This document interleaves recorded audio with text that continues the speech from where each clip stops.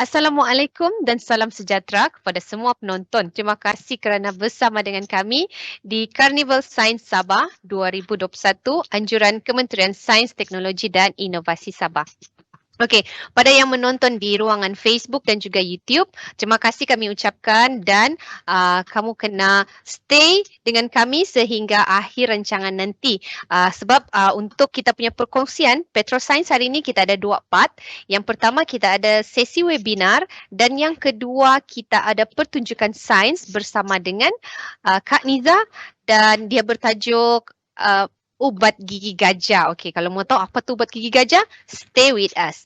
Okey, saya Kak Nadia dari Petroscience akan menjadi moderator untuk webinar kita pada hari ini yang bertajuk Plastik, Kelestarian dan Anda. Okey, seperti yang mana yang kita tahu lah kan, plastik ni dia merupakan menjadi keperluan pada masa kini. Kita boleh cakap plastik ni versatile. Kita tengok sejak kita punya sekeliling, kita buka mata sejak, terus kita nampak plastik lah. Contohnya lah kan, paling dekat kakak punya spek, kakak punya headset ni, jam, tali jam semua. Semua ada mempunyai unsur ataupun diperbuat daripada plastik. Maksudnya, plastik ni memang penting lah untuk membantu kehidupan kita dan juga memacu kita punya sektor perindustrian. Tapi di samping dia memberikan kemudahan kepada kita semua, plastik ni juga dia membawa kesan sampingan sekiranya tidak diuruskan dengan lestari. Okay, kakak pernah terbaca ada satu kajian daripada Ellen MacArthur Foundation. Dia cakap sekiranya kita tidak mula untuk menguruskan bahan buangan kita pada hari ini, dijangkakan pada tahun 2050 nanti kita punya laut tu kan dia akan lebih lagi sampah plastik daripada kita punya hidupan laut lah. Jadi ini memang yang kita tidak maulah benda ni terjadi kan. Dan hari ini kakak bukan satu orang, kakak ditemani oleh panel yang bukan calang-calang hebat lagi ya. Kita jemput daripada Petronas Chemical Group, Encik Hafiz Zahid merupakan pegawai pengurusan pembangunan kelestarian. Okey, hai Abang Hafiz. Hello Nadia. Sihatkah hari ini? Sihat Nadia, sihat? Alhamdulillah. Okey, sihat juga. Okey. Abang Hafiz, mungkinlah kan boleh ceritakan latar belakang lah serba sedikit Abang Hafiz. Pendek saja, tak payah panjang-panjang. Nanti orang jatuh cinta pula kan. Okey, kepada kita punya penonton-penonton. Orang cakap, tidak kenal maka tidak cinta. Teruskan Abang Hafiz. Pendek, saya bagi dalam masa 3 saat je. Okey, saya bersama dengan Petronas dekat 10 tahun. Jadi sekarang ni saya bersama dengan pembangunan kelestarian lah. Jadi kita tengok ada sustainability punya part untuk Petronas Chemicals Group. Okay, dari segi latar belakang pendidikan, saya adalah graduan untuk jurusan ni lah, Bachelor of Chemical Engineering daripada Universiti Malaya. Itu saja pendek. Tapi Kak Nadia ada soalan lah. Dulu ambil STEM package kan ni? Sekolah menengah. Okey, antara 4 mata pelajaran yang killer lah orang bilang kan, Maths, Fizik, Bio dengan Kimia. Yang mana satu Abang Hafiz paling suka? Ya, saya paling suka sekali kimia. Supaya belajar pun ambil chemical engineering lah. Tidak kimia. Ya. Okey, terbaik Abang Hafiz. Okeylah, kita tidak mau buang masa. Tapi untuk pengetahuan adik-adik penonton, kamu juga boleh bagi kami soalan. Boleh chat di ruangan kita punya Facebook ataupun YouTube lah. Sebab di hujung kita punya segmen hari ini, kita akan pilih soalan kamu dan kita akan tanyakan kepada kita punya panel lah. Jadi, Abang Hafiz, sebelum kita mendalami topik kita ni kan, cuba Abang Hafiz kongsi objektif sesi kita dan supaya adik-adik penonton kita boleh dapat sedikit intipati lah. Dan lagi satu Kak Nadia mau tanyalah, sebab Kak Nadia macam pernah ternampak modul bertajuk Plastik Kelestarian dan Anda yang dihasilkan oleh Petronas kan. Jadi mungkin Abang Hafiz boleh sekali jalan lah kasih explain sama kita punya penonton di rumah. Okey, terima kasih Nadia. Okey, hari ini kita bersama-sama dengan adik-adik semua, dengan Kak Nadia, dengan Abang Hafiz sekali adalah untuk belajar. Okey, kita ada 3 objektif yang kita nak belajar. Yang pertama, kita nak mengupas atau nak memberi pencerahan mengenai pencemaran plastik global macam Kak Nadia cakap tadi. Berdasarkan kajian MacArthur, dia mendapati pada tahun 2050 kalau kita tak jaga kita punya sampah ni pergi ke laut ni, nanti akan lagi banyak plastik daripada ikan di laut kita. So itu kita tak nak. Itu adalah objektif yang pertama, kita nak kupas mengenai isu tersebut. Yang kedua, kita nak bercerita mengenai kepentingan semua pihak untuk mengambil tanggungjawab bagi menyelesaikan masalah ini supaya tak terjadilah apa yang kita takut-takutkan sebenarnya tadi. Okey, kita lagi banyak sampah daripada haiwan-haiwan. Itu yang kedua. Okey, kepentingan tanggungjawab bersama dari segi Petronas sebagai satu organisasi, dari segi kerajaan yang membuat polisi dan juga yang menguasakan polisi, dan juga dari segi pengguna seperti ada di semua kita, Abang Hafiz, Kak Nadia, semua adalah pengguna, end user yang perlu menjalankan tanggungjawab kita untuk mengurangkan masalah pencemaran sisa pujal. Yang ketiga, kita nak berkongsi mengenai usaha yang telah dilakukan oleh Petronas melalui Petronas Chemicals Group dalam menerajui model ekonomi baru untuk plastik ni. So kita nak menyelesaikan masalah plastik ni melalui 4 cara, melalui 4 bidang. Yang pertama melalui inovasi, yang kedua melalui infrastruktur, yang ketiga melalui pendidikan macam apa yang tengah berlaku sekarang, kita beri pencerahan kepada adik-adik, kepada semua yang berada di luar sana. Dan yang keempat iaitu pembersihan, di mana di sini kita nak mempraktikkan apa yang kita belajar daripada modul pendidikan tadi. Jadi macam Kak Nadia cakap tadi, kita ada menerbitkan modul pendidikan. Okey. Jadi apa yang adik-adik sedang saksikan di skrin sekarang ni adalah modul pendidikan yang telah kita bangunkan dengan kerjasama erat bersama-sama dengan Pusat STEM Negara bahagian Kementerian Pendidikan Malaysia, Perbadanan Pengurusan Sisa Pepejal dan Pembersihan Awam SW Corp, dan juga Persatuan Penghilang Plastik Malaysia MPMA. Okey, jadi kita dah terbitkan modul plastik ini.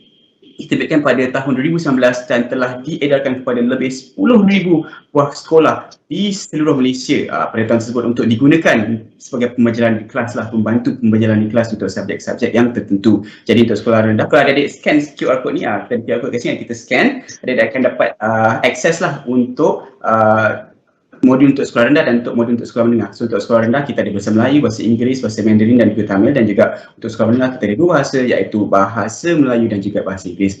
Okey, jadi sebelum Abang Hafiz mengupas dengan lebih lanjut mengenai objektif kita pertama, iaitu plastik, masalah plastik, kita tengok dulu the bigger picture, cerita yang besar dulu. So kita sediakan animasi sama-sama kita saksikan.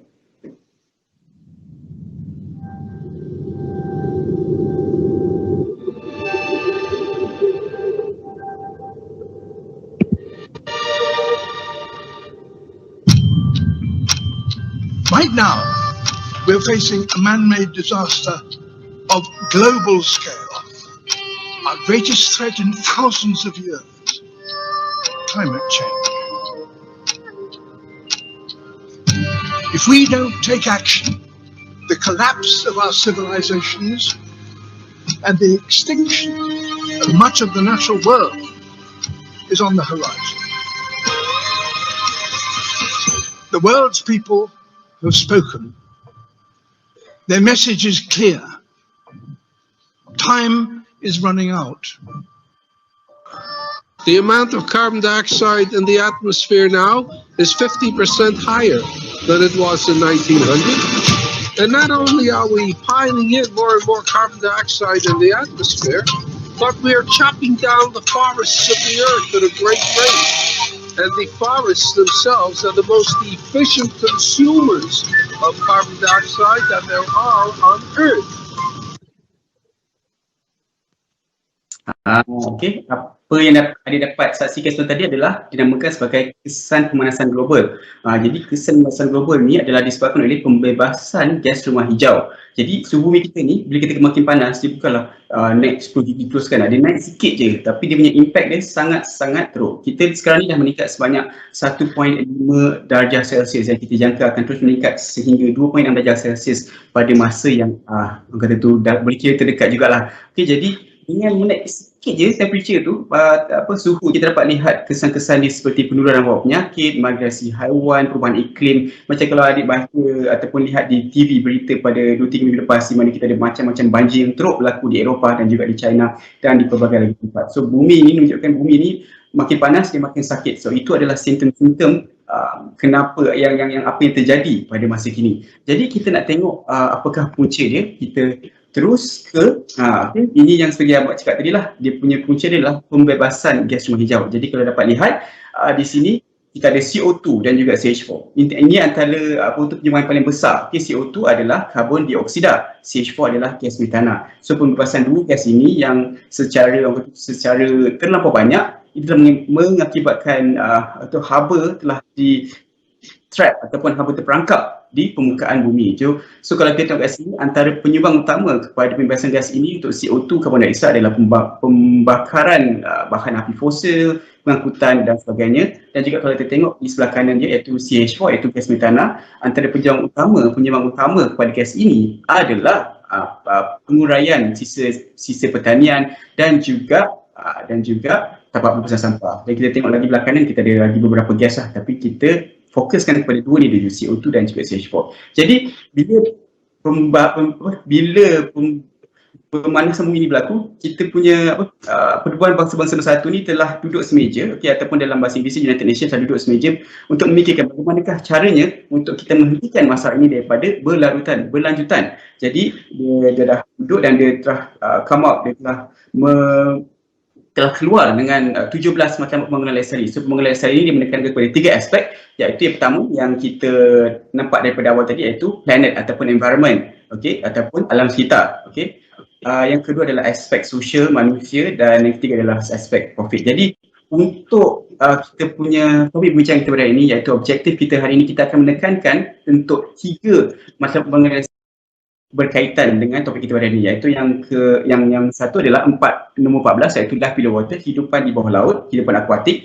Yang kedua adalah nombor 13, iaitu climate action, iaitu apa tindakan kita untuk climate. Dan yang ketiga adalah yang ke-12, nombor 12, iaitu responsible consumption and production, di mana kita selaku producer, kita membuat bahan, kita memastikan bahan-bahan tersebut digunakan secara berterusan. Kita panjangkan dia punya kegunaan dia, daripada kita guna, pakai dan buang, kita guna, pakai dan kita recycle, kita pusing balik di dalam dia punya loop ataupun dalam kitaran dia.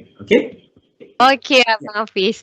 Okey, Kak Nadia, pasti penonton mesti lebih jelas lah tentang kesan dan punca sebenar yang menyebabkan pemanasan global kan? Ataupun orang Sabah bilang di sini, bahasa dia kita panggil global warming. Boy, canggih. Okey, so tadi Abang Hafiz sudah beritahu kita ada 3 matlamat yang kita akan fokuskan hari ini, iaitu penggunaan dan pengeluaran secara bertanggungjawab, tindakan iklim dan juga kehidupan dasar laut. Okey, bagi yang baru saja menonton kami ni, sekiranya ada persoalan yang ingin diajukan kepada panel, jangan lupa type kamu punya soalan dan chat di ruangan chat pada kita punya Facebook Live dan juga YouTube. Okey, moving on Abang Hafiz ke babak yang seterusnya, macam drama gitu kan. Okey, Abang Hafiz mungkin boleh bagi sedikitlah pencerahan kepada adik-adik penonton kita pada hari ini, mungkin tentang plastik dan juga jenis plastik serta sifat-sifatnya. Dan mungkin juga Abang Hafiz boleh selitkan sedikitlah kaitan plastik dengan Petronas. Sebab kan umumnya kita kan kalau kita sebut sejak nama Petronas, kita akan kaitkan dengan stesen minyak, gas Petronas, kereta Formula 1 dan mungkin juga lah Petroscience lah. So Petronas dan plastik ni dia punya kaitan ada samar-samar sedikit begitu dan tidak tahu apa kaitannya. Abang Hafiz boleh jelaskan. Okey Abang Hafiz, teruskan. Okey, boleh. Okay, so Petronas ni dia menghasilkan plastik dia. Kadang-kadang orang tak tahu, kadang even kita punya kaum konsumer tak tahu juga. Jadi sebenarnya plastik ni terhasil daripada bahan yang kita gali daripada laut. Yang paling banyak kita pakai adalah gas lah. Kita daripada laut kita ada yang cair dan juga gas, minyak dan juga gas. Gas itu kita akan convert dia jadi kata tu jadi polimer. Saya nak terangkan ni mungkin ada dia tak nampak. Jadi kita ada sediakan animasi untuk lebih lebih jelas lagi. Jadi pertama sekali kita akan tengok dulu apakah dia sejarah plastik, macam mana plastik ini terhasil. Sama-sama kita saksikan. Did you know, kids, millions of years ago, a magnificent creature called the dinosaur roamed the earth. They lived hundreds of years, and then Frasnian extinction came. The carcass of the dinosaur was then swallowed beneath the earth. As time passed, the decaying process turned it into what we know now as natural gas and oil. In modern times, humans have discovered this decaying material using drilling technology, which is known today as oil and gas.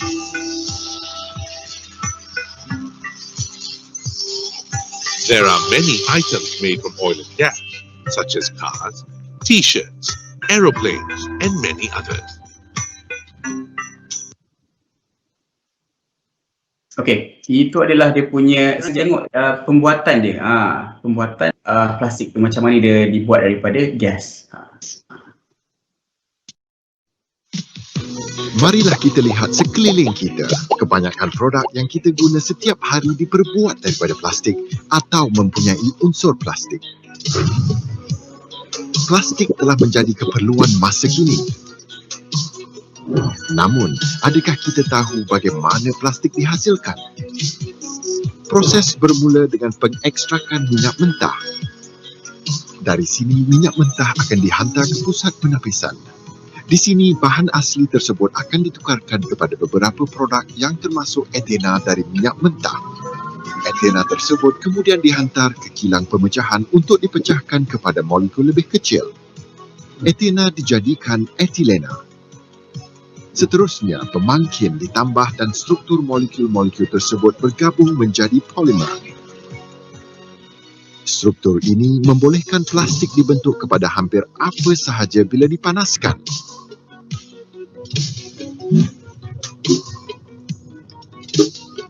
Etilena menjadi polietilena.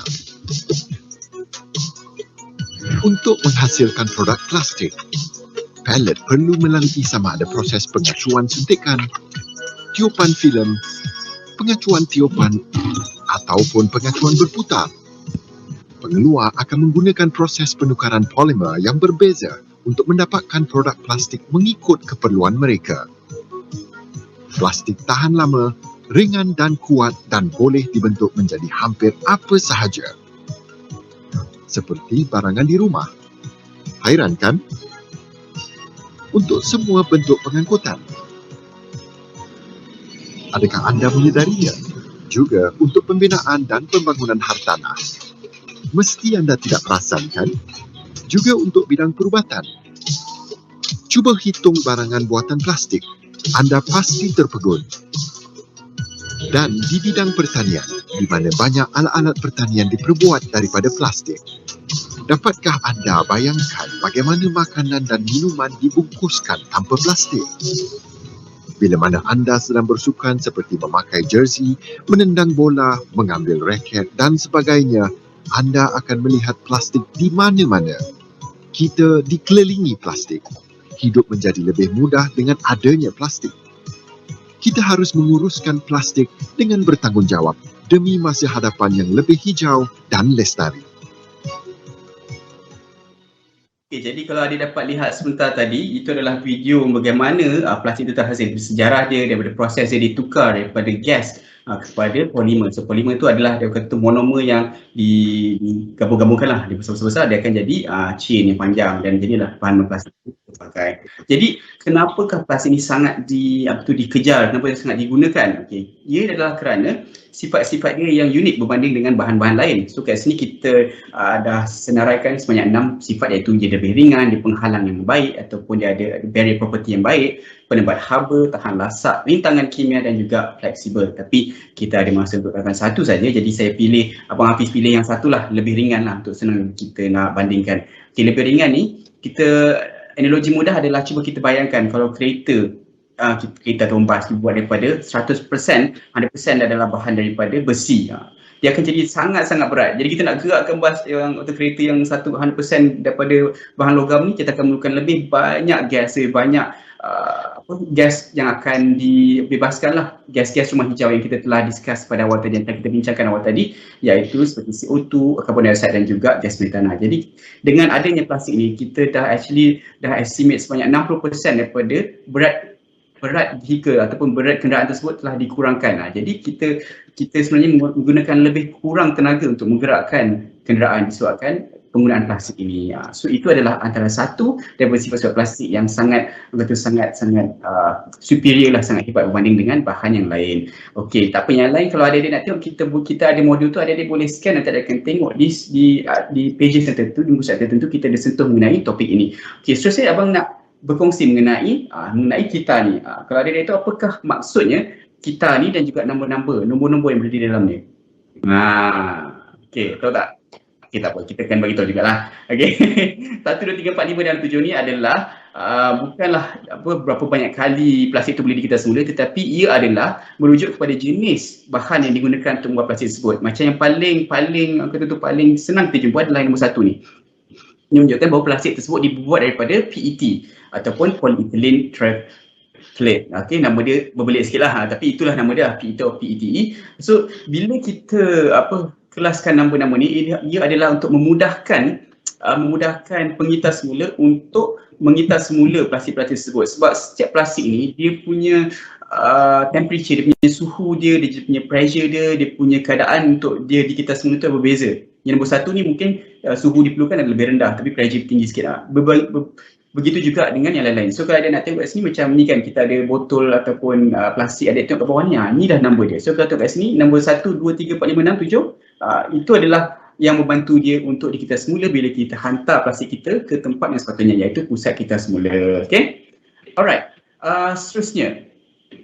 Seterusnya kita akan tengok menyentuh sedikit mengenai di manakah plastik ini banyak digunakan. So kalau kita tengok tadi, sebenarnya rasa saya adik pun tahu kot, kita dah PKP ni kita menggunakan banyak plastik dari segi pembungkusan, macam botol air. So botol air tu yang kita nak minum adalah air dia, tapi yang membawa air itu kepada kita adalah melalui plastik tersebut. Dan juga kita ada macam kalau kita sell Shopee semua kan pembungkusan lah. So pembungkusan memainkan antara peranan yang paling utama di dalam pengurangan plastik dunia lah. So sebanyak 36% adalah dari segi pembungkusan penggunaan dia, yang seterusnya adalah dari segi bangunan dan binaan dan juga tekstil. So kalau kita tengok hari ini, baju ni bukan 100% daripada kapas ataupun bahan-bahan natural. Kita sebenarnya banyak dibuat daripada bahan-bahan sintetik ataupun plastik, sebab dia nak meningkatkan daya tahan dia. Maknanya basuh 100 kali pun dia okey lagi. Tapi kalau macam bahan-bahan natural, normally dia ada sedikit limitation. Dia pakai banyak kali dan tidak akan rosak, dia akan koyak. Jadi itulah sebabnya plastik digunakan di dalam industri tekstil, dan kita ada pelbagai lagi industri yang turut menggunakan plastik di dalam tentu di dalam memastikan dia punya lebih efektif lah. Okey, seterusnya bila kita bercakap mengenai plastik, saya rasa Kak Nadia mungkin pernah dengar jugalah sedikit mengenai bioplastik ni. Okey, jadi bioplastik ni dia sebenarnya adalah plastik yang terhasil daripada tumbuh-tumbuhan. Macam tadi kalau kita tengok video tadi, plastik daripada haiwan-haiwan dan juga tumbuhan purba kan, dinosaur dan sebagainya yang telah terekstrak keluar daripada perut bumi. Tapi bioplastik ni, apa yang kita tanam, macam apa yang terjadi sekarang ni adalah mereka kawan-kawan kita di Brazil menggunakan tebu, tumbuhan tebu untuk menghasilkan plastik. Jadi apa yang bio ni bio adalah dia punya asal lah. Maknanya asal dia adalah daripada tumbuhan. Bila kita tengok dia punya end product, produk akhir dia sama dengan plastik daripada dinosaur, bio ni sama je. Okey, jadi bila kita cakap mengenai tersebut, kita juga ada satu lagi terma yang kita biasa dengar, iaitu terbiodegradasi ataupun biodegradable. Jadi apa bezanya biodegradable dengan bioplastik dan plastik biasa? So beza dia senang saja. Plastik dan juga bioplastik, dua-dua kalau kita tak campur bahan, dia tak boleh terbiodegradasi. Biodegradasi ni adalah di mana bahan-bahan tersebut akan terlerai.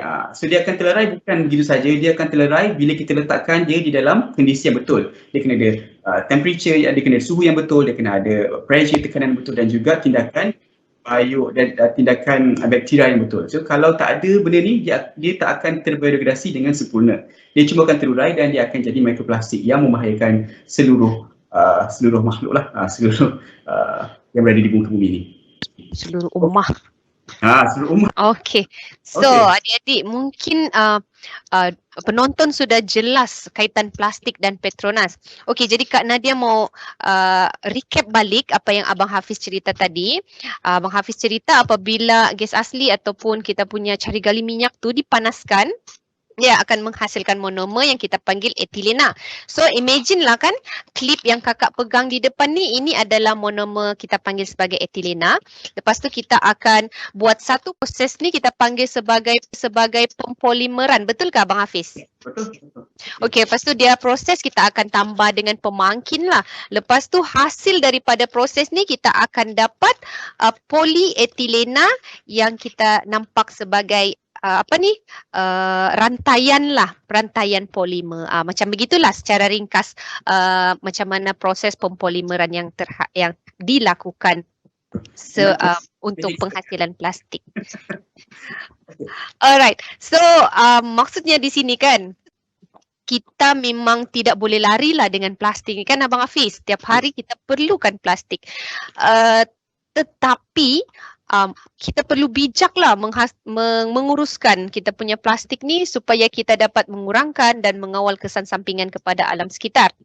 Okey, mari kita teruskan dengan meminta Abang Hafiz kita ni jelaskan lagi. Kita bagi rehat dia sekejap saja, kita minta dia jelaskan lagi selepas cara yang lestari ataupun baik untuk menguruskan plastik dan sisa buangan lebihan yang ada di sekeliling supaya kita dapat membendung daripada masalah lautan dan alam sekitar kita daripada situasi yang kita gambarkan pada awal-awal sesi tadi. Okay. Berlebihan ni Kak Nadia, dia mudah je. Dia berlebihan bila kita menggunakan dia melebihi kehendak. Kita punya kehendak melebihi keperluan. Itu dia akan menghasilkan ekses, iaitu lebihan. So lebihan itu yang menyebabkan kita susah untuk hidup dengan lebih lestari. Jadi kalau kita tengok bagaimanakah sisa lebihan ini boleh menjejaskan alam sekitar, kita dapat tengok bila kita pakai lebih banyak dari keperluan, kita akan menghasilkan lebih banyak sisa. So kita punya 40% sampah lama-lama dia tak akan mampu menampung sisa-sisa yang kita hasilkan. Dan satu lagi ialah semakin banyak sisa, semakin banyaklah pembebasan gas rumah hijau daripada sisa-sisa tersebut yang terurai. Itu adalah antaranya yang bercakap mengenai lebihan sampah. Seterusnya kita akan tengok mengenai penilaian kita hayat. Jadi untuk itu kita dah sediakan sedikit video untuk dikongsikan. Our planet is getting warmer, no question about that. It is caused by increased carbon dioxide, CO2, and other greenhouse gas emission into the atmosphere, trapping more heat on the surface of Mother Earth. What can we do to reduce CO2? For example, we use bags to carry our goods and items every day. But do you know which type of bag releases the least CO2? Studies have shown that plastic bags releases the least CO2. Even lower than starch-based bags and paper bags. Furthermore, plastic bags are recyclable and can be made into other new plastic products.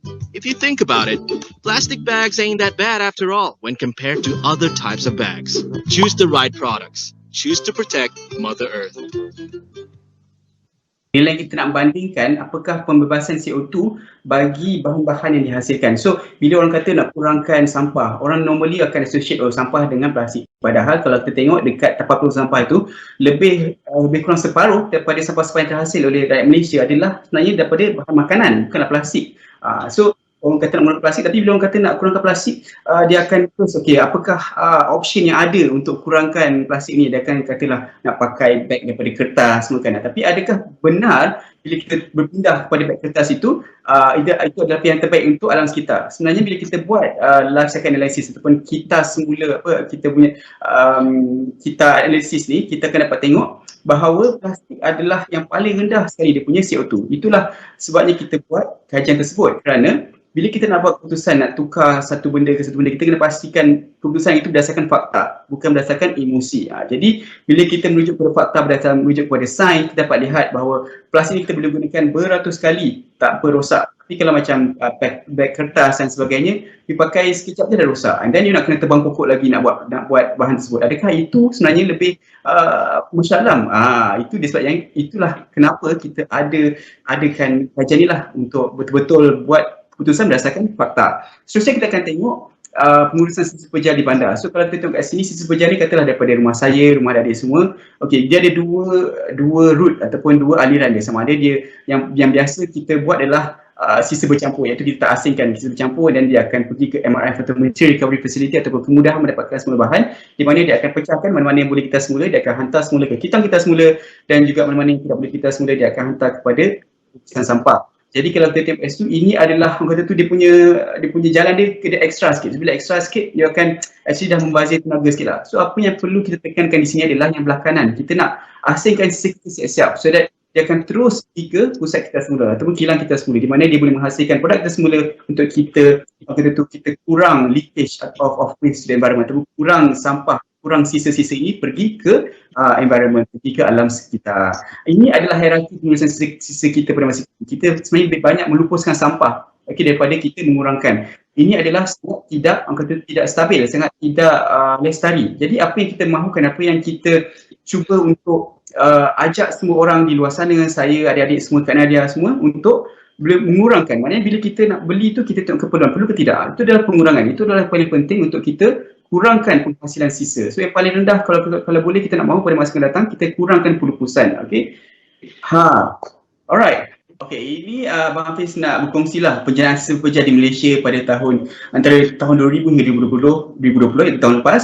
Dapat lihat pada masa kini, tahun lepas 60.76 juta tan sisa telah dihasilkan oleh rakyat Malaysia. Nampak tak betul banyaknya. Sehari kita dah menghasilkan dalam 1 kilo ataupun 9 kilo ke 1 kilo sampah untuk setiap rakyat Malaysia.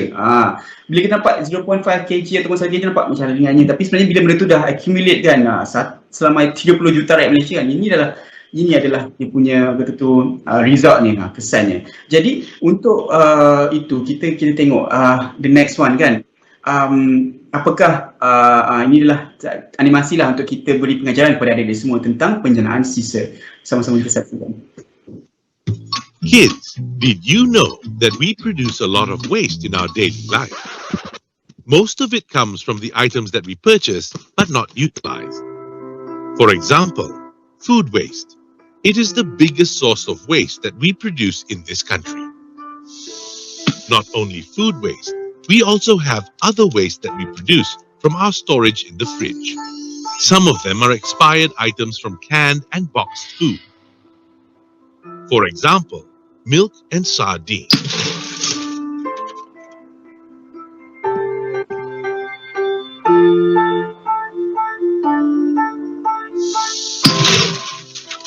And all of this goes to waste.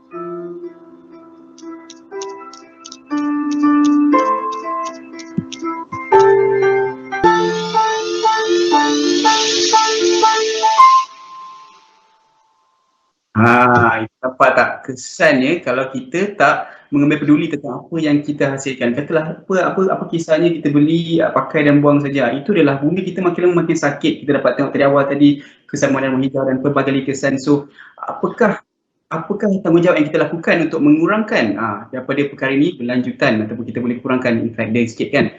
So itulah adanya konsep 3R ni. 3R ni konsep yang mudah saja. Abang yakin adik-adik semua dah pernah dengar dah 3R ni. Pengurangan ataupun kita mengurangkan penggunaan. Kalau tak perlu jangan beli, kalau tak perlu jangan ambilkan. So itu adalah pengurangan. Itu yang paling besar, yang paling kita galakkan. Okey, yang kedua adalah guna semula, iaitu reuse. Maknanya kalau dah botol tu kalau dah pakai boleh isi benda lain lagi kan. So itu reuse, maknanya kita ada benda yang sama kita pakai dia untuk kegunaan yang sama. Dan yang ketiga itu kita semula, iaitu recycle. Kita mengitar semula bahan jadi bahan yang baru. Macam kalau adik-adik nak tahu, sekarang ni kita ada teknologi untuk mengitar semula botol-botol jadi jersey, jadi kasut. Kalau adik tengok brand macam yang besar lah, Adidas ke Nike kan, dia dah ada inisiatif tersebut. Even baju pun ada dah buat lah kita semula. So kenapa kita masih lagi membiarkan plastik-plastik itu yang masih berguna tersepah di tengah jalan di mata-mata tempat? Itu adalah tanggungjawab kita. Kita perlulah menguruskan plastik dengan betul melalui konsep 3 ini. Okey. Seterusnya kita ada kita dah biasa, rasanya adik biasa tengok kita punya tong-tong sampah ni. Tong-tong kita semula.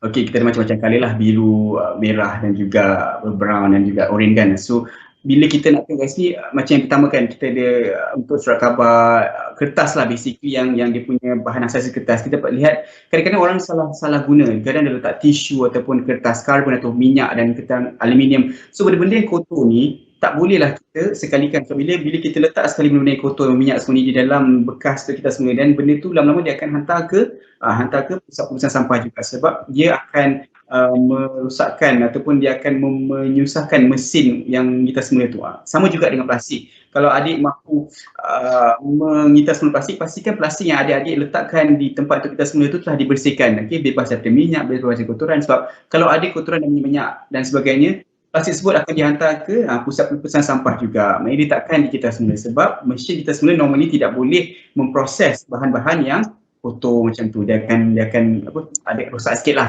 Okay. Jadi untuk membantu, itu adalah caranya. Okay. Seterusnya kita akan bercakap mengenai teknologi kita semula. So teknologi kita semula biasa adalah teknologi kita semula mechanical. Apa yang digunakan pakai pada masa kini adalah kita akan bahan plastik contohnya kan, dia akan kita kisar jadi kecil-kecil, dan dia akan cairkan, dia akan campur sedikit bahan pewarna semua tu untuk dihasilkan bahan yang baru. Itu adalah kita semula mechanical. Tapi dia ada had. Dia hanya boleh mengitas semula plastik-plastik yang tertentu sahaja. Seterusnya kita akan cakap mengenai yang belakangan, iaitu teknologi kita semula terkini, iaitu yang hari ini punya yang terbaru, iaitu kita di slide yang sebelum ini, okay, di mana kita menukar plastik tersebut kepada energi, waste to energy. Dan seterusnya yang kedua, iaitu kita semula ini, kita juga kita semula kimia. Kimia ni yang kita nak tekankan. Ini adalah di mana PCG atau Petronas Chemicals Group kita dah melakukan kajian untuk membawa teknologi ini ke Malaysia, di mana kita akan boleh mengitas semua jenis plastik. Okay, so kat sini kita bukanlah nak berlawan dengan yang kita semula mechanical ni. Di sini kita cuma nak melengkapkan dia punya ekosistem. Okay, yang mechanical dia tak boleh kita semula jenis-jenis plastik. So jenis-jenis plastik yang tak boleh kita semula tu dia akan bagi kepada kita untuk kita semula untuk dihasilkan bahan yang baru. So kita dapat tahu kat sini kita semula mechanical, and then kita ada juga sedikit yang detail lah, okay, yang lebih detail lagi tentang kita semula yang lain. So adik-adik boleh dapatkan pengetahuan tentang semua jenis kita semula ini di dalam kita modul, iaitu yang telah modul plastik kelestarian anda. Jadi untuk Abang Hafiz simpulkan pada hari ini, kita Abang Hafiz nak mengajak adik-adik semua untuk yang paling penting sekali adalah untuk mengasingkan sampah di punca. Okay? Jadi kalau kita di Jepun, kita boleh asingkan dia ikut macam-macam jenis plastik. Tapi kalau Malaysia ni cukup kalau kita asingkan plastik sahaja pun dah cukup. Okay, plastik dan juga kertas dan juga bahan-bahan lain kita asingkan. Kalau benda itu pun tak boleh, susah dilakukan, paling pun asingkan yang kering dan basah. Itu saja. So that kita membantu, sedikit sebanyak kita membantu untuk mengurangkan sampah-sampah, mengurangkan bumi kita semakin lama semakin sakit. Itu adalah tanggungjawab kita sebagai insan, sebagai rakyat manusia ataupun sebagai khalifah. Okay. Macam kalau dekat Petronas ni kita ada satu terma, kita kata put waste in the right place. So sampah itu dia sebenarnya masih ada harga. Plastik ini dia masih ada harga kalau adik-adik letak dekat tong yang sepatutnya. Kalau adik main campak je, dan tak berharga lah. Tapi kalau kita letak di tempat yang patutnya, harga dia masih ada, harga dia masih boleh di-conserve ataupun dijaga untuk menghasilkan bahan-bahan yang seterusnya. So itu adalah akhir kata Abang Hafiz kepada adik semua untuk sesi kita pada ini. Itu saja kan Nadia. Alright, okay. So penonton di rumah, jangan lupa amalkan kita punya pengasingan sampah di punca. Dan akhir kata daripada Abang Hafiz dan Kak Nadia, marilah kita bersama-sama menjadi generasi yang lestari hari ini dan pada masa akan datang. Okey Abang Hafiz. Okey, ini adalah masa untuk kita cek soalan-soalan yang kita kumpulkan tadi pada ruangan chat box. Tapi untuk kita punya sesi soal jawab ini, kita bukan berdua Abang Hafiz, kita ada satu lagi panel jemputan. Orang bilang ini kalilah kita panggil semua orang Petronas turun padang. Yeah. Okey, dengan itu kita menjemput kita punya panel lagi satu daripada Petronas Chemical Group Berhad, iaitu Encik Muhammad Nur Fitri bin M. Yusof, untuk bersama-sama kita menjawab soalan-soalan daripada kita punya penonton di rumah. Alright. Okey, sementara kita menunggu kita punya panel yang kedua, Encik Fitri untuk masuk ke dalam kita punya ruangan live.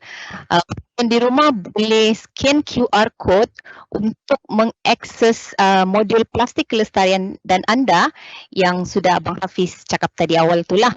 So modul ni dia terbitan Petronas Chemicals Group dengan kerjasama Pusat Sistem Negara, Kementerian Pendidikan Malaysia dan juga dan Perbadanan Pengurusan Sisa Pepejal dan Pembersihan Awam ataupun SWCOP serta Persatuan Pengilang Plastik Malaysia.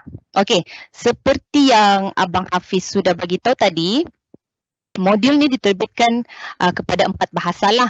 Pertama bahasa Melayu, bahasa English, Mandarin dan juga Tamil. So kamu boleh tengoklah dengan lebih detail, kamu scan QR code tu. Lagi satu sebelum kita masih lagi kita menunggukan Cik Fitri, kita cerita sikitlah latar belakang kita punya panel yang kedua ni. Okey, Encik Fitri ni dia merupakan pegawai di bahagian pengeluaran yang juga bertindak sebagai ketua kepada projek khas ekonomi plastik baru ataupun New Plastic Economy lah. Okey, ini ditubuhkan oleh PCG pada awal tahun 2019 untuk melaksanakan hala tuju ke arah ekonomi sirkular bagi PCG. Okey, kita punya panel yang ketiga ni, Encik Fitri juga mempunyai kelulusan kejuruteraan kimia dari UKM dan telah berkhidmat dengan Petronas selama 15 tahun. Jadi kira-kiranya umur Encik Fitri ni masih 21 tahun lah. Alright. So, adakah sudah Encik Fitri dengan kita ni? Ada sudah Nadia. Saya sudah. Walaupun di alam maya sudah sampai di Sabah ni. Bagus. Kita bilang jauh di mata, dekat di hati gitu. Dekat di hati, ya. Okey, jadi apa khabar Encik Fitri? Sihat? Alhamdulillah sihat. Apa khabar Nadia, Hafiz dan warga Sabah? Okey, setakat ni sihatlah. Yang penting kita jaga SOP. Okey. Ya, so, kita berbalik kepada kita punya soalan tadi. Soalan Kak Nadia cek dulu kita ada beberapa lah soalan daripada kita punya platform Facebook dan juga YouTube. Yang pertama kita dapat soalan daripada Encik Zen Kamikazen Muhammad Azmani. Soalan beliau berbunyi, macam mana cara kita nak tahu pemanasan global? Ini soalan siapa mau jawab ni? Abang Hafiz ke atau Encik Fitri? Saya ambil lah soalan ni bagi Hafiz berehat sekejap. Tadi dia cakap panjang dia kan. Okey. Kan dah bercerita tadi. Okey lah. Itulah Hafiz dah bercerita panjang tu kan. Okey, thank you. First of all, terima kasih Nadia. Terima kasih kerana menjemput Petronas sebahagian daripada program Carnival Science Sabah. So mengenai soalan ni, I think pemanasan global, I think kalau kita tengok macam Hafiz dah cerita dengan panjang lebar tadi kan, pesan yang paling ketara yang kita nampak kalau ada pemanasan global ni, kita nampak sekarang kita dah dekat seluruh dunia dah berlaku macam banjir kilat dan berlaku kemarau teruk. Sometimes kita nampak ada kebakaran hutan, tiba-tiba dia terus merebak kan. Nanti salah satu kesan pada pemanasan global dekat dunia ni lah. So kalau kita tengok tadi Hafiz dah cerita dengan detail panjang lebar pasal apa yang menyebabkan pemanasan global ni kan. So kita tahu pemanasan global ni penipisan ozon disebabkan oleh CO2 dan gas metana CH4. And then tadi satu yang interesting, kita tahu banyak berlepasan gas rumah hijau ni, GHG ni kita tahu daripada kenderaan, daripada industri dan sebagainya. Spesifik for Petronas, kita dah ada kita punya komitmen untuk net zero carbon emission by 2050. Kita pun dah ada kita punya inisiatif macam mana kita nak kurangkan pelepasan gas rumah hijau ni. Tetapi sebagai individu, tadi Hafiz dah cerita, dekat tapak pelupusan sampah ni, 60% daripada sampah kita ni adalah sisa-sisa makanan. Dan tahukah anda, kita ni semua adalah salah satu daripada penyebab pelepasan gas rumah hijau. Sebab kita punya sisa makanan ni sebenarnya organic food. Bila sampai dekat pelupusan sampah, kalau tak di manage betul, dia kompos, dia akan melepaskan gas CO2. And then kalau dekat bawah-bawah tu, kalau dia tak ada kontak dengan oksigen, dia akan jadi gas metana CH4. And then benda ni dekat perusahaan sampah continuously, secara terus dia dilepaskan kepada alam sekitar. Dan kita sebenarnya secara tidak sengaja kita ni semua penyumbang kepada pelepasan gas rumah hijau. So I think sebagai individu, kita tahu tadi kenderaan pun kita boleh, kalau boleh reduce, kita kurangkan penggunaan kenderaan yang melepaskan gas metana. Kalau ada kenderaan elektrik, kita guna kenderaan elektrik. So industri pun kita dah ada kita punya inisiatif sendiri. Tapi sebagai individu, kita boleh membantu mengurangkan pelepasan gas rumah hijau ni dengan melakukan kita punya inisiatif sendiri, mengurangkan sisa makanan ke tapak pelepasan sampah. I think that's all, Nadia. Alright, itu adalah jawapan untuk soalan kita pertama. Kak Nadia mau tambah sikit lah. Tadi Cik Fitri cakap kita kena kurangkan kita punya pelepasan gas daripada kereta tu kan. Mungkin kita boleh couple, kalau let's say lah kawan-kawan yang dekat dengan rumah tu kan pergi kerja, mungkin boleh kerja sama-sama. Lagi satu, yang penting tu tadi, kita jangan membazir lah. Maksudnya beli ikut keperluan bukan kemahuan. Alright, so kita moving on. Pergi kita punya soalan yang kedua. Soalan daripada penonton kita di Facebook, Puan Hasmah Derasil. Soalan dia, bagaimanakah mahu memberikan kesedaran kepada orang-orang yang degil dan selalu membuang sampah plastik sampah ke dalam sungai. Ni plastik sampah ke dalam sungai ni. Kita punya. Itu saya boleh tolong jawab kot, Nadia. Saya cuba. Boleh Abang Hafiz.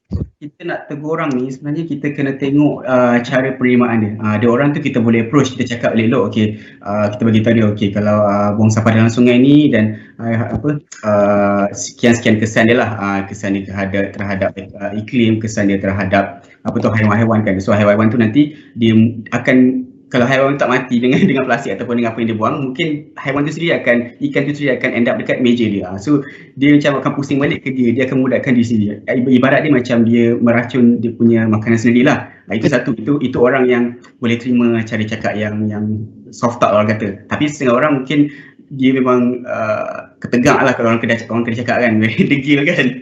So yang tu yang paling teruk sekali kita boleh lah. Babal. Babal.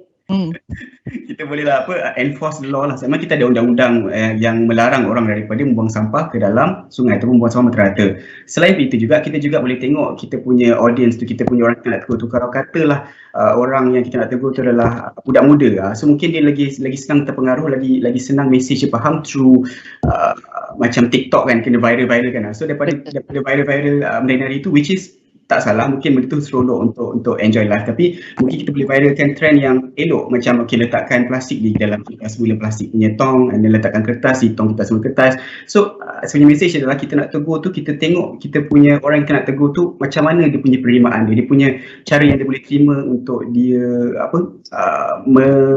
meresap dalam dia punya minda lah. Dan yang paling penting adalah kita punya approach tu kenalah continuous. Kita kena sentiasa menegur, sebab kita tak boleh nak kata dia bagi tahu sekali, okey, saya dah bagi tahu dia semalam, cukuplah dah buat kita punya kerja kan. Tak boleh, sebab kita punya usaha untuk nak change culture, nak change mindset ni, dia kena berterusan. Sebab manusia ni mudah lupa. tapi it's not entirely kita punya fault lah, sebab kita pun ada nak fikir pasal family, nak fikir pasal kerja dan sebagainya. So maybe this thing is not on top of the priority. Mungkin dia tak faham kepentingan meletakkan sisa sampah di tempat yang betul lah. Jadi itu adalah tugas kita sebagai orang yang cakna, orang yang faham tentang kepentingan meletakkan plastik, meletakkan sampah di tempat yang sepatutnya ni, untuk kita terus memberi kesedaran lah yang berterusan, bukan sekali saja. So saya rasa itu saja jawapan saya lah untuk soal ini, Nadia. Okey tak? Okey. Maksudnya tadi kerana dia boleh input yang kerana dia dapat daripada Abang Hafiz, maksudnya kalau kita mau tegur orang ni, kita kena tengok jugalah orang tu kan. Lepas tu cara teguran kita mesti betul. Maksudnya, dan kita kena tegur dia selalulah. Maksudnya janganlah kita tegur tahun lalu, lepas tu tahun ni kita tegur lagi kan. Okey. Soalan untuk Abang Hafiz, ada TikTok kah? Ada. Tapi sekarang nak chat. Okey, tidak. Itu saja kerana dia tanya. Mana tahulah kan Abang Hafiz ada TikTok dan hari-hari cerita pasal macam mana mau mengasingkan sampah. Mungkin kita boleh share lah dengan kita punya penonton nanti. Boleh follow Abang Hafiz di TikTok. That's a good idea. Sebab kita tahu media ni antara yang paling termudah lah untuk menularkan sesuatu kita panggil Kan, okey. So kita pergi ke soalan yang seterusnya sebab kita punya masa pun tidak panjang lagi.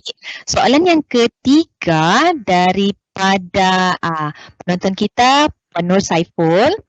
Okey, dia cakap, soalan dia, saya difahamkan bekas cawan dan pinggan polisterin tidak diambil oleh pihak kita semula. Okey, bagaimanakah cara untuk kita urus plastik jenis ini? Boleh terangkankah cara dia? Okey, ini siapa mau jawab ni? Cik Fitri ke atau Abang Hafiz? Mana Hafiz? Ataupun saya boleh jawab. I think saya jawab dulu, kalau Hafiz nak tambah nanti dia boleh tambah. Boleh. Terima kasih pada soalan ni. I think kita punya polystyrene ni kalau ikut dalam kumpulan plastik dia nombor 6 rasanya, nombor 6 dalam kumpulan plastik tu. Sebab dalam plastik macam Hafiz cerita dia ada label 1, 2, 3, 4, 5, 6, 7 kan. So I think nombor 6. So kenapa dia benda ni dicipta, sebab dia banyak gunaan lah dulu. Dia ringan, dia bagus untuk penebat haba, sebab dia, kalau kita tak dalam cawan polisterin, kalau air panas pun tak terasa panas sebab penebat haba bagus kan.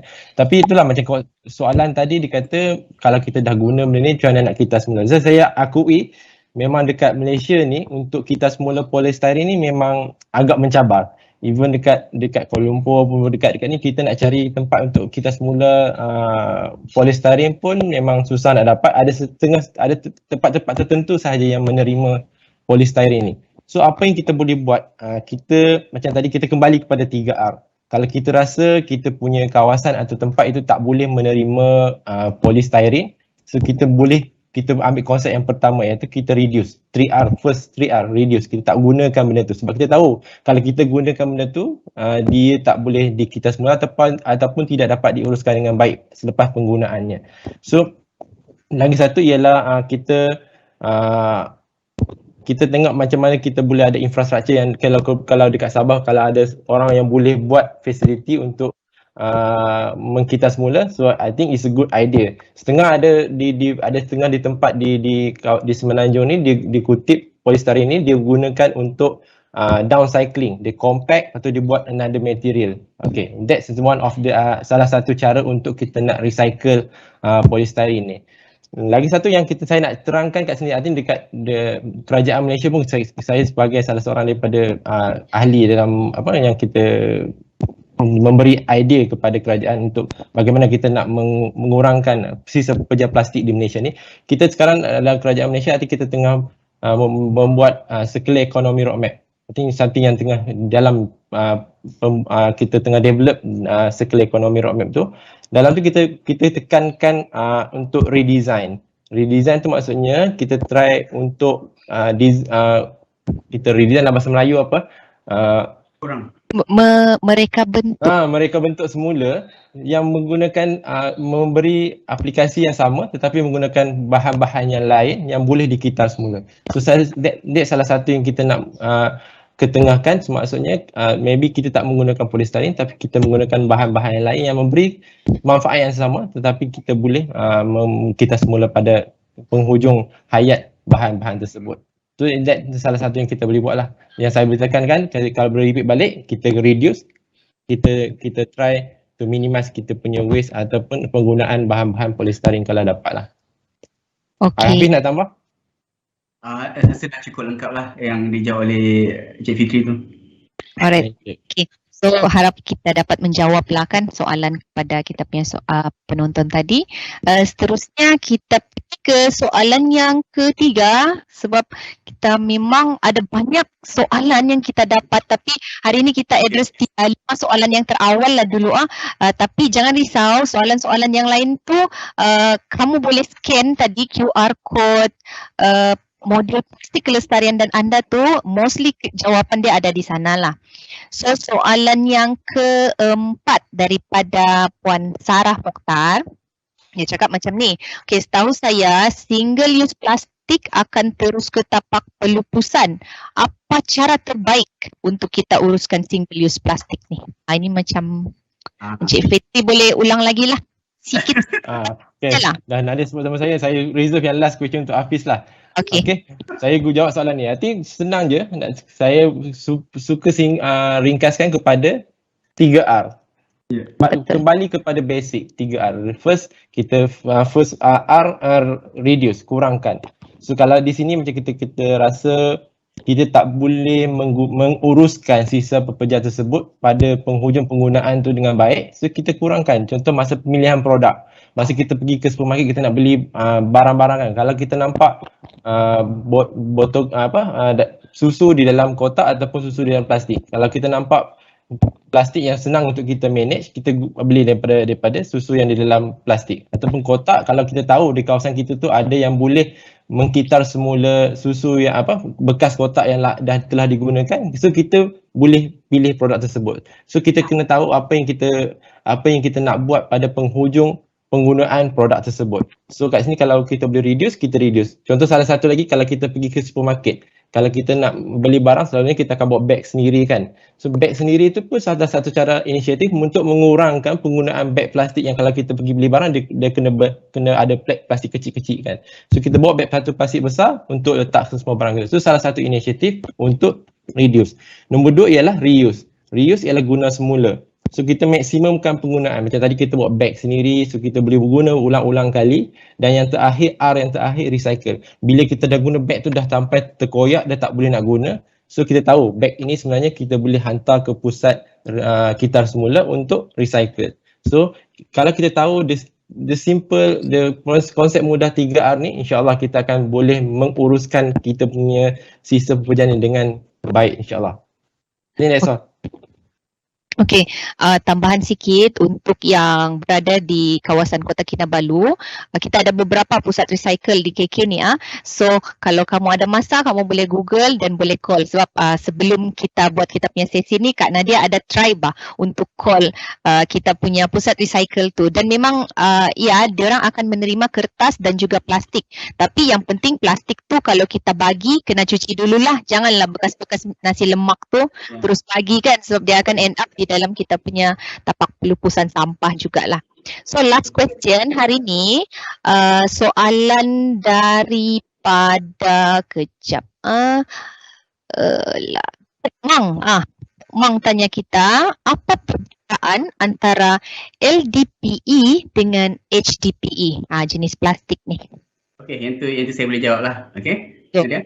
Alright, LDPE dengan HDPE, dua-dua tu adalah jenis plastik. PE tu kat ujung tu maksud dia polyethylene, maknanya diperbuat daripada ethylene, polymer ethylene. So apa maksud LD? LD adalah low density, HD adalah high density ataupun ketepatan rendah dan juga ketepatan tinggi. Jadi perbezaannya adalah dari segi dia punya application, dari segi penggunaan dia dan juga dari segi dia punya property dan juga cara untuk dua material plastik itu dihasilkan, dua polimer ini untuk dihasilkan. Macam kalau tengok HDPE dekat kita punya number recycling itu dia nombor 2. Dia adalah high density dan dia digunakan, dia punya sifat dia agak keras. Dia macam kalau Pok Mang tengok kan dekat botol plastik kita tu, dia punya HDPE adalah penutup dia tu. Dia punya sifat dia keras, dia agak tumpat lah. Tapi kalau macam LDPE, dia adalah ketepatan rendah. Dia macam kita buat macam film, macam yang plastik film kan, macam tu. Itu adalah antara application yang kita gunakan untuk LDPE. Jadi dia punya perbezaannya dari segi structure dia punya molekul berbeza, satu ketepatan tinggi, satu ketepatan rendah, tapi dia punya persamaannya adalah dari segi dia punya bahan asas iaitu ethylene. Dia adalah polymer ethylene. Cuma dia akan melalui proses berbeza untuk mengcater untuk digunakan untuk aplikasi berbeza. Okey. Okey. Yang paling penting untuk HDPE sama ada HDPE atau LDPE, dua-duanya perlulah kita letakkan di tempat yang betul. Lepas kita guna, kita kena basuh dan kita letakkan di tong kita semula, letakkan di tempat yang betul. Macam kita punya message lah, macam yang saya bagi tahu tadi, put waste in the right place. Barulah kita boleh preserve, barulah kita boleh kekalkan bahan-bahan itu daripada terlepas ke alam sekitar, daripada dimakan oleh haiwan-haiwan dan sebagainya. So itu adalah kita punya tanggungjawab sebagai end user, sebagai pengguna bahan-bahan plastik tersebut. Okey Nadia.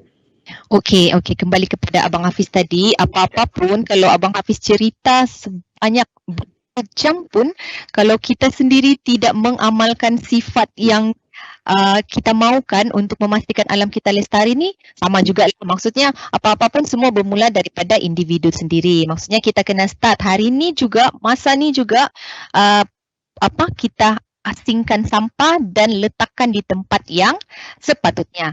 Okey, sebelum kita pergi, sebenarnya Kak Nadia ada satu soalan lagi. Sorry lah Abang Hafiz dengan Cik Fitri, sebab kita macam Kak Nadia tak boleh kalau tak jawab soalan ni. So sebelum kita ke soalan yang terakhir, Kak Nadia mau promo jugalah, kita ada letakkan QR code dan juga link di ruangan chat untuk kamu bagi kami feedback lah, supaya kami boleh memperbaiki kami punya mutu webinar pada masa akan datang. Jangan lupa 5 soalan sejak tu, simple sejak soalan dia, tidak perlu type apa-apa, just pilih 5 soalan siap. Okay, last soalan kalau kita boleh address lah kan. Ni soalan daripada Facebook juga. Kejap, mana sudah tadi tu?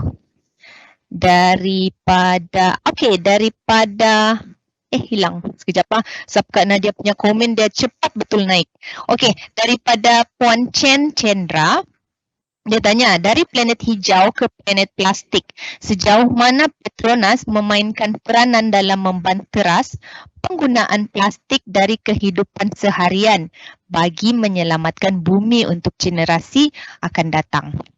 Okey, kita punya panel boleh combine lah dua-dua sekali.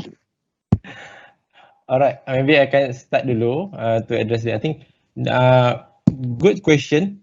Terima kasih pada soalan ni. I think that's the whole intention. Kenapa Petronas Chemical Group pada tahun 2019 macam tu kita dah mulakan inisiatif kita namakan sebagai New Plastic Economy.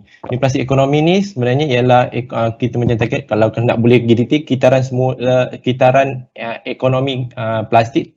Dalam tujuan utama ialah kita nak pastikan plastik daripada kita design, daripada kita buat plastik tu sampai ke akhir hayatnya akan kembali kepada bentuk asalnya. Ekosistem dia kembali pusing saja. That's why dinamakan sebagai kitaran ekonomi plastik. So daripada tahun 2019 kita dah ada inisiatif, kita bahagikan kepada empat stream kita panggil kumpulan pertama. Kita ada innovation ataupun inovasi. Inovasi ni kita melihat kepada apakah alternatif yang kita boleh gunakan untuk kita memaksimalkan kitaran semula plastik ni. Kita tahu ada setengah plastik yang tak dapat dikita semula melalui proses-proses biasa. So kita sedang mencari alternatif lain yang boleh digunakan dalam memastikan sisa-sisa plastik ini dapat dikita semula pada akhir hayatnya. Dan nombor 2, kita juga ada kumpulan dinamakan sebagai, ataupun kita pilih nombor 2, kita panggil sebagai infrastruktur. Kita berkolaborasi dengan agensi berkepentingan dekat Malaysia ni, bagaimana yang kita dapat memaksimumkan kutipan semula plastik-plastik yang ada di environment ni lah. So kita sedang merangka ada beberapa inisiatif yang kita akan jalankan lah. Yang ketiga ialah education pendidikan. Pendidikan ni, program webinar ini adalah salah satu program yang kita jalankan daripada 2019 sampai 2020. Kita dah develop modul ini daripada 2019 dengan Kementerian Pendidikan Malaysia. Kita dah pergi ke seluruh Malaysia. Tahun lepas sebab pandemik kita pergi through webinar. Kita dah pergi seluruh pelosok Malaysia melalui alam maya. So kita dah bagi cerita pasal modul yang kita telah bangunkan daripada 2019 ni. Dan kita yang terakhir, kita ada pillar yang keempat, kita ada clean up. Clean up tu ialah kita punya inisiatif bagaimana kita boleh bekerjasama dengan komuniti yang kita dah kenal pasti untuk memaksimumkan kita punya aktiviti penjagaan alam sekitar. So kita dah identify beberapa tempat di seluruh Malaysia dan kita berkolaborasi dengan pihak-pihak berkepentingan dalam memastikan program ini dapat dijalankan di seluruh Malaysia. So ini adalah salah satu program yang dijalankan oleh Petronas Chemical Group. Tapi kalau kita tengok dari segi Petronas secara keseluruhannya, kita macam saya sebut tadi, kita dah ada kita punya net zero to carbon emission by 2050. Kita dah ada kita punya pledge. Kita akan berusaha sebagai industri untuk memainkan peranan dalam memastikan kelestarian alam kita untuk generasi yang akan datang. Kita Petronas di samping menjalankan perniagaan dalam bidang oil and gas, kita juga tidak melupakan bahawa kelestarian adalah satu yang sangat penting dan untuk masa depan anak-anak kita yang akan datang lah. So that's yang saya boleh simpulkan untuk hari ini. Maybe kalau Hafiz nak tambah, boleh Hafiz? Boleh. Saya nak tambah sikit je. Sebenarnya kalau ikut soalan tadi, dia nak memainkan peranan dalam membantras penggunaan plastik. Okay, kalau kita punya approach kat sini, kita bukan nak membantras penggunaan plastik, tapi kita nak mengoptimumkan pengurusan atau management of plastik sendiri untuk membantras plastic leakage the environment. So kita punya objektif adalah kita nak, benda ni adalah benda yang, plastik adalah benda yang okey, adalah benda yang sangat sangat berimpak besar dalam kehidupan kita. Macam even kita tengah pakai laptop sekarang ni pun ada bahan plastik, kita punya handphone pun ada plastik, kita punya pen, baju, kerusi, semuanya plastik. Jadi persoalan kat sini bukanlah kita nak terus membantras, tapi bagaimanakah caranya untuk kita menguruskan dia dengan betul. Lepas benda tu kita digunakan, di manakah kita letakkan, di manakah kita pastikan dia punya end life tu di tempat yang betul. Itu adalah penekanan yang kita, approach yang kita cuba dapatlah supaya kita boleh kata tu preserve ataupun menjaga dia punya nilai lah. Sebab semua bahan tu walaupun dia telah digunakan, dah habis digunakan, macam baju, handphone ni kan dah habis digunakan, dia still ada value only if we put them in the right place. Itu saja. Kita nak optimize dia punya kata tu resource ni punya nilai lah. Okay. Itu sedikit lah untuk menambah apa yang Fitri telah terangkan dengan panjang lebar sebentar tadi. Okay. Alright. Okay. So recap saja. Maksudnya kita bagi Abang Hafiz punya recap untuk dua kita punya speaker punya jawapan tadi. Petronas ni Petronas ataupun kerajaan, diorang tidak berkuasa untuk membantras kita punya plastik sebab sememangnya dia memang penting dalam kita punya life kan.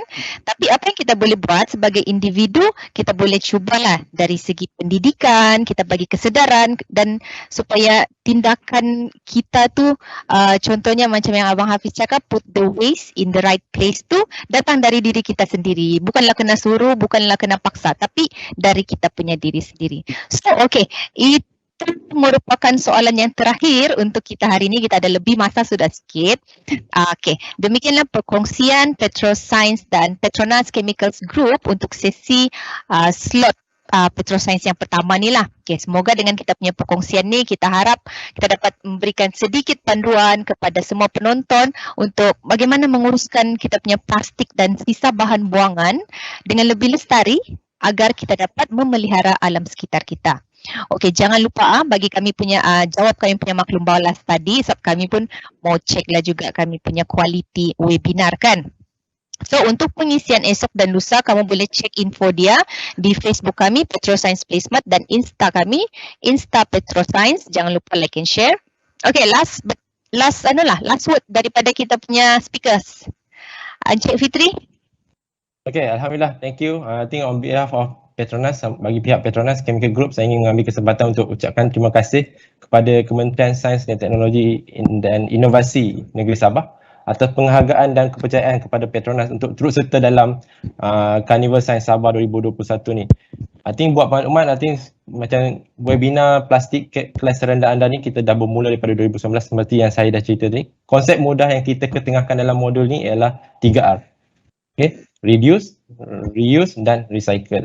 Alhamdulillah, tahun lepas kita dah berjalan seluruh Malaysia. Tahun ni kita ada dapat peluang untuk bersama warga Sabah melalui program hari ini.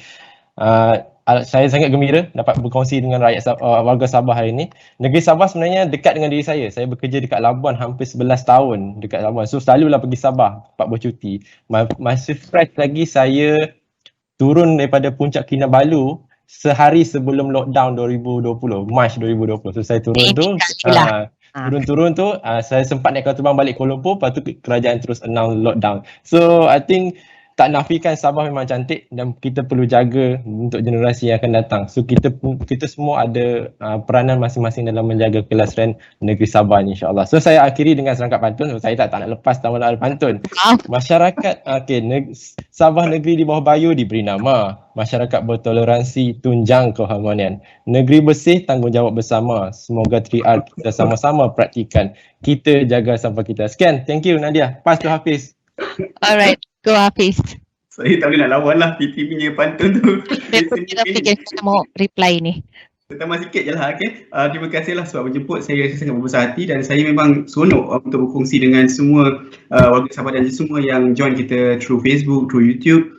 Just last reminder lah, okay, untuk kita sama-sama untuk put waste in the right place. Letakkan sampah di tempat yang sepatutnya, okay. Saya tahu adik-adik, tuan-tuan, puan-puan semua kat sini boleh. Sebab apa? Sebab boleh bakal kau. Wow, okey. Boleh Pak. Okey, itu saja. Terima kasih Nadia. Thank you Encik Fitri dan Abang Hafiz. Okay, so on behalf of Petroscience dan Petronas, kami ingin mengucapkan ribuan terima kasih dan tahniah kepada Kementerian Sains, Teknologi dan Inovasi Sabah di atas anjuran dan jemputan kepada Petronas dan Petroscience untuk kami menyertai Carnival Sains Sabah 2021 ni lah.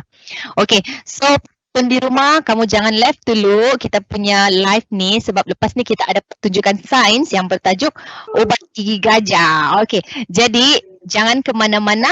Last pantun daripada kakak, tinggi-tinggi tiang telekom. Assalamualaikum. Alright, bye.